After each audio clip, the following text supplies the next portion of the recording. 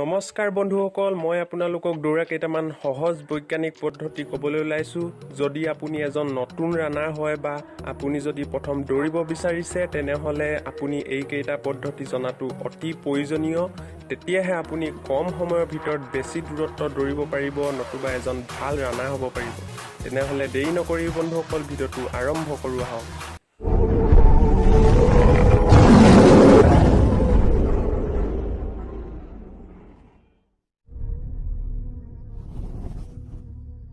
Number 1, হাতৰ position.